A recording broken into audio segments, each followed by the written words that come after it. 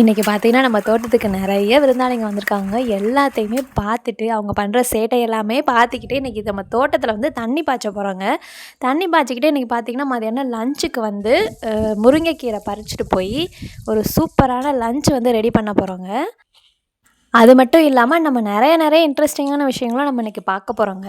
உங்களுக்கு என்னோட சேனல் பிடிச்சிருந்துச்சுன்னா, நம்ம சேனலை சப்ஸ்கிரைப் பண்ணி, நம்ம ஃபேமிலியோட ஜாயின் பண்ணிக்கோங்க. ஸ்ட்ரைட்டா வந்து நம்ம தோட்டத்துக்கே போயாச்சுங்க. தோட்டத்தில் கரெக்டாக உள்ளே நுழைஞ்சோனையும் பார்த்தீங்கன்னா, இங்கே பக்கத்துலேயே ஒரு பெரிய மாங்காய் மரம் வந்து இருக்குங்க. அது மேலேயே பார்த்தீங்கன்னா, குரங்குங்க ஃபுல்லாக நம்மளோட அலையா விருந்தாளிங்கன்னு தான் சொல்லணும். எங்களுக்கு முன்னாடியே வந்து எங்களை வரவேற்றுட்டு இருந்தாங்க எங்கள் தோட்டத்துக்கு.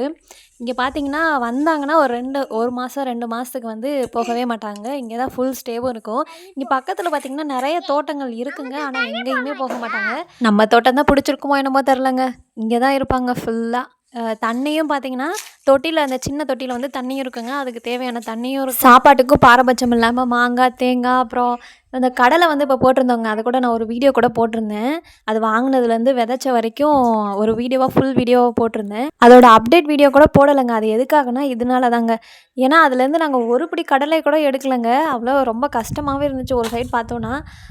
ஏன்னா அவ்வளோ செலவு பண்ணி வாங்கி அதை போட்டு அதுலேருந்து லாபம் வராட்டியும் நமக்கு நஷ்டம் தாங்க இருந்துச்சு. செடியெல்லாம் நல்லா வளர்ந்து வந்துச்சுங்க. ஆனால் நல்லா வளர்ந்துட்டு அந்த கடலைப்பருப்பு வைக்கிற ஸ்டேஜில் பார்த்தீங்கன்னா, இந்த குரங்குங்க போய் அதை எடுத்து அதில் ஒரு பருப்பு கூட இல்லைங்க. ஒரு பருப்பு கூட இல்லாமல் ஒரு செடியில் கூட இல்லைங்க. அதாங்க ரொம்ப ஆச்சரியமே. இது வரைக்கும் நாங்கள் இந்த மாதிரி சந்திச்சதே இல்லைங்க. சரி பரவாயில்ல போயிட்டு போதே அப்படின்ட்டு அதை அப்படியே விட்டாச்சுங்க அதோட. சரி அப்படியே நம்ம வந்த வேலையை பார்க்கலாம் அப்படின்ட்டு நேராக வந்து நம்ம முருங்கைக்கீரை பறிக்க வந்து போயிட்டோங்க.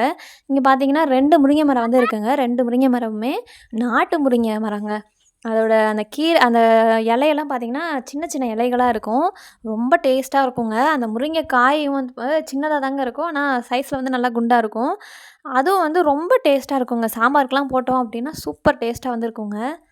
பாப்பா வந்து நானும் பறிக்கிறேம்மா அப்படின்ட்டு மரத்தில் ஏற ட்ரை பண்ணிகிட்டே இருந்தாங்க. ரொம்ப நேரமாக ட்ரை பண்ணிகிட்டே இருந்தா, ஆனால் சுத்தமாக மரத்தில் ஏறவே முடியலைங்க. அப்புறம் சரி கீழே இருக்கிறதையாவது பறிடி அப்படின்ட்டு வாதை தணிச்சு விட்டு கொஞ்சம் பறிச்சிட்டு இருந்தாங்க கொஞ்ச நேரம். தண்ணியெல்லாம் பார்த்தீங்கன்னா இதுக்கு ரொம்ப விடுறது இல்லைங்க. எப்பயாவது விடுறது தான். முருங்கை மரம் பார்த்தீங்கன்னா எவ்வளோ வெயிலாக இருந்தாலும் தாங்கி நிற்குங்க. அதே மாதிரி கரெக்டாக அந்த சீசன் வரும்போது பூ வச்சு காய் காய்ச்சி இலைகளும் வந்து கொடுக்க ஆரம்பிச்சிருங்க. முருங்கைக்கீரையில் அவ்வளோ சத்துக்கள் இருக்குது. வாரம் ஒரு முறை இதை சாப்பாட்டில் சேர்த்துக்கிறது அவ்வளோ நல்லதுங்க. அதுவும் இந்த மாதிரி நாட்டு முருங்கை மரம்லாம் கிடச்சிச்சின்னா கண்டிப்பாக விடாதீங்க. கிடைக்கிறப்ப அதை வந்து சமைச்சு சாப்பிட்ருங்க. அவ்வளோ நல்லது இருக்குங்க. நிறைய சத்துக்கள் வந்து நிறைஞ்சிருக்கக்கூடிய கீரைனா அது முருங்கைக்கீரை தாங்க.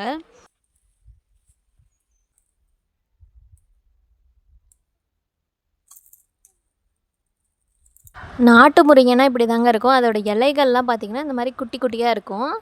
பூக்களும் வந்து சின்னதாக இருக்குங்க. மேலே இருக்கிறத கொஞ்சமாக தாவி அதை உடச்சப்ப அந்த வாதை அப்படியே பிஞ்சிட்டு வந்துருச்சுங்க. சரி அதையும் வந்து எடுத்து அதில் இருக்கக்கூடிய எல்லாத்தையும் வந்து உடச்சி தனியாக எடுத்து வச்சுட்டு கிளம்பியாச்சுங்க.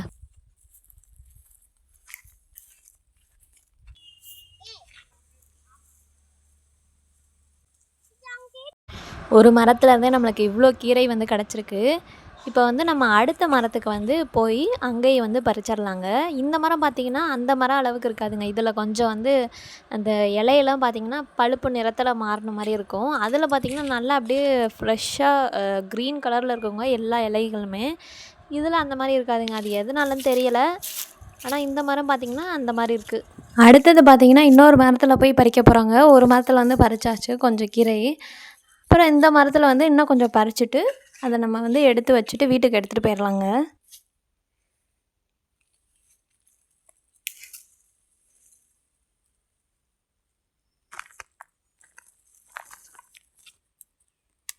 நமக்கு தேவையான கீரைகளை வந்து பறித்து முடிச்சாச்சுங்க. இவ்வளோ கீரைகள் வந்து கிடச்சிருக்கு. இதை வந்து நம்ம அப்படியே ஒரு ஓரமாக வச்சுட்டு அடுத்ததாக பார்த்திங்கன்னா இந்த தென்னம்பிள்ளைங்களுக்கெலாம் வந்து தண்ணி பாய்ச்ச போகிறோங்க. வெயில் சரியான வெயிலுங்க. சுட்டு எரிக்குது வெயில். இந்த வெயிலில் எப்படிடா தண்ணி பாய்ச்சறது அப்படின்ட்டு இருந்துச்சுங்க. ஆனாலும் இந்த தண்ணி பைப்புலேருந்து வர்ற அந்த தண்ணியை பார்த்தோன்னாவே ஒரு குஷி ஆயிருங்க. இதில் பார்த்திங்கன்னா மேலே வயல் கீழே வயல் அப்படின்ட்டு 2 பாகமாக இருக்குங்க. நான் இப்போ வந்து கீழே வயலில் தான் வந்து தண்ணி பாய்ச்சிக்கிட்டு இருக்கேன். அதுலேயும் நிறைய பாட்டாக வாய்க்காக பிரித்து வந்து வச்சுருப்போம். அது ஒரு சைடு வந்து பாயத்துக்கு ஒரு 10 to 15 நிமிஷமாவது ஆகுங்க.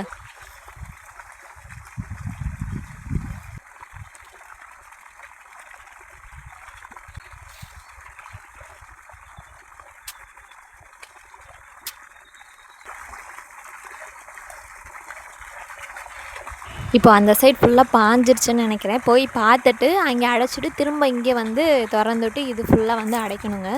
இந்த வெயிலுக்கு 2 நாளைக்கு ஒரு தடவையாவது தண்ணி அடைக்கணும் போல் இருக்குங்க. இல்லைன்னா அப்படியே அந்த இலையெல்லாம் ரொம்ப வாடி போயிடுதுங்க. ஏன்னா இந்த மரம்லாம் பார்த்திங்கன்னா இப்போ தாங்க வச்சது. அதனால் அடிக்கடி தண்ணி விட வேண்டியதாக இருக்குது. கொஞ்சம் இதோட கொஞ்சம் பெரிய மரமாக இருந்தால் கூட அடிக்கடி விட தேவையில்ல, ஓரளவுக்கு தாங்கும். இது சின்ன மரமாக இருக்கனால இது நல்லா வளர்கிற வரைக்கும் 2 நாளைக்கு ஒரு தடவை தண்ணி அடைக்கணுங்க. இப்போ மழை சீசனாக இருந்தால் ஒன்றும் பிரச்சனை இல்லைங்க. மழை வந்து பேஞ்சு தண்ணி நல்லாவே நிற்கும். பட் இப்போ வெயில் காலனால ரொம்ப வந்து தண்ணி பாய்ச்ச வேண்டியதாக இருக்குங்க.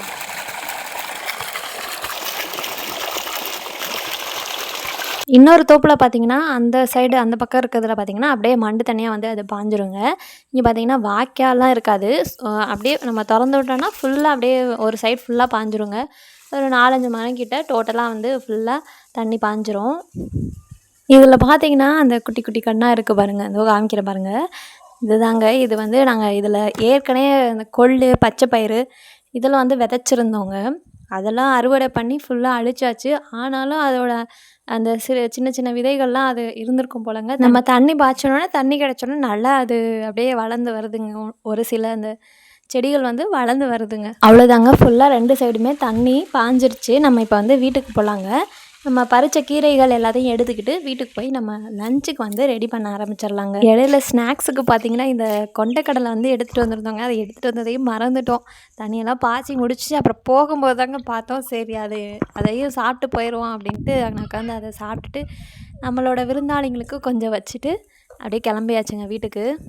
எல்லாத்தையும் எடுத்து வச்சுட்டு நம்மளோட விருந்தாளிங்களுக்குலாம் டாட்டா பாய் பாய் சொல்லிவிட்டு நம்ம கிளம்பிட்டு வீட்டில் போய் அங்கே இருக்கக்கூடிய வேலைகள்லாம் பார்க்க ஸ்டார்ட் பண்ணிடலாங்க.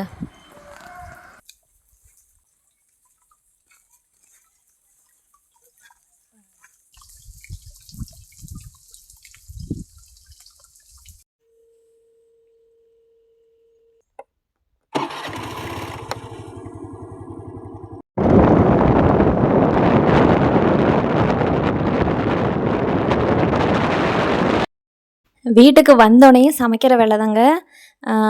முருங்கைக்கீரையை வந்து ஆஞ்சு அதை ஒரு பொரியலாக ரெடி பண்ணிவிட்டு அப்படியே அதுக்கு வந்து முருங்கைக்கீரைக்கு வந்து இந்த புளிக்குழம்பு வச்சா நல்லாயிருக்குங்க, சூப்பராக இருக்குங்க. நான் பார்த்திங்கன்னா அந்த பூண்டு வெங்காயம்லாம் போட்டு ஒரு பூண்டு குழம்பு மாதிரி வச்சுட்டு ஒரு துவையல், கொள்ளு துவையல் வந்து அரைச்சேங்க. கொள்ளு துவையலும் வந்து சைடிஷ்க்கு வந்து வச்சுட்டு அதையும் வந்து செஞ்சு முடிச்சாச்சுங்க. செஞ்சு முடிச்சு சாப்பிடவும் ஆரம்பித்தாச்சு. ரொம்ப சூப்பராக இருந்துச்சுங்க. அந்த கீரை கொள்ளு துவையல் இந்த புளிக்குழம்புக்கும் காம்பினேஷன் ரொம்ப சூப்பராக இருந்துச்சுங்க.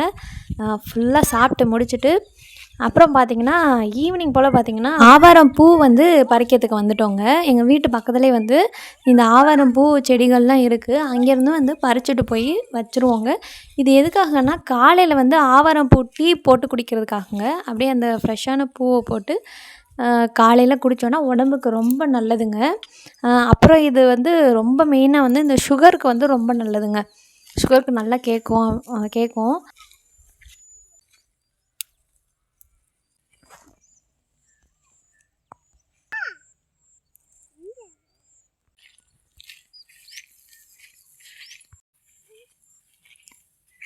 கை காமி.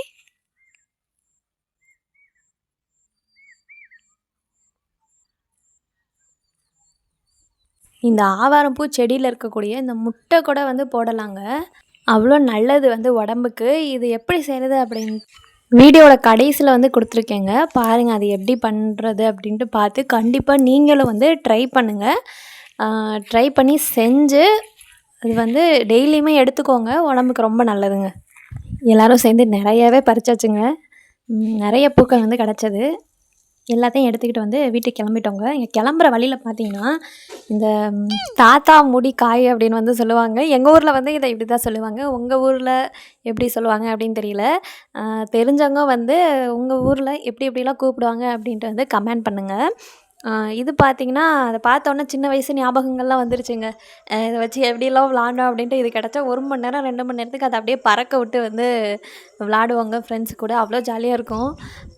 அந்த ஞாபகங்கள்லாம் வந்துருச்சு. அப்புறம் அந்த பாப்பாவுக்கு அதை கொடுத்துட்டு அதை வச்சு கொஞ்சம் நேரம் விளாண்டுட்டு இருந்தாங்க.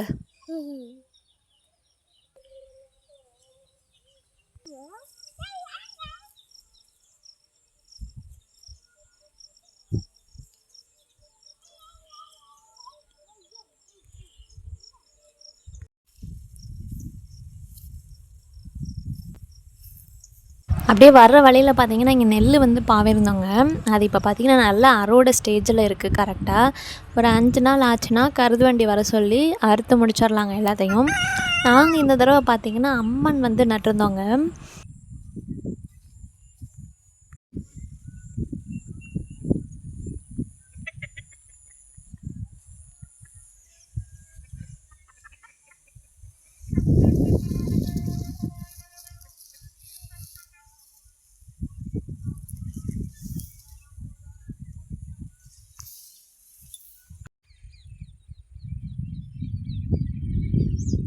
இப்போ ஆவாரம் பொட்டி வந்து எப்படி வைக்கிறதுன்னு பார்க்கலாங்க. இதில் வந்து ஒரு டம்ளர் தண்ணி வந்து எடுத்துக்கோங்க. அதில் பறிச்சுட்டு வந்து ஆவாரம்பூலாம் போட்டுட்டு அதோட சேர்த்து கொஞ்சமாக வெந்தயம், அப்புறம் கொஞ்சம் சோம்பு இதையும் போட்டு நல்லா கொதிக்க விடணுங்க. சிம்மில் வச்சு நல்லா கொதிக்க விடணுங்க. நல்லா சுண்டி வந்ததுக்கப்புறமா அதை ஆஃப் பண்ணிவிட்டு அதை குடித்தோன்னா சுகருக்கு வந்து ரொம்ப ரொம்ப நல்லதுங்க. சுகர் 1 மாதம் ஃபுல்லாக கண்டினியூஸாக குடிச்சிங்கன்னா சுகர் நல்லா குறையிறத கண்கூட பார்ப்பீங்க. அவ்வளோ நல்லதுங்க அது. நல்லா வடிகட்டி எடுத்துட்டு அதில் கொஞ்சம் தேவைப்பட்டால் இந்த லெமன் டேஸ்ட்டு கிடைக்கணுன்னு நினச்சிங்கன்னா லெமன் கூட கொஞ்சம் புழிஞ்சிக்கலாம். அது பிடிக்காதவங்க அது போட தேவையில்லைங்க. அப்படியே வந்து நம்ம குடிக்கலாம். கொஞ்சம் துவர்ப்பாக இருக்கும் அதோட டேஸ்ட்டு பார்த்திங்கன்னா. லைட்டாக கசக்கிற மாதிரி கொஞ்சம் துவர்ப்பாக இருக்க மாதிரி இருக்கும். மற்றபடி சூப்பராக உடம்புக்கு வந்து ரொம்ப ரொம்ப நல்லதுங்க. இதே மாதிரி இன்னொரு நல்ல வீடியோட கண்டிப்பாக சந்திக்கலாங்க. இந்த வீடியோ உங்களுக்கு பிடிச்சிருந்துச்சுன்னா லைக் பண்ணி ஷேர் பண்ண மறந்துடாதீங்க.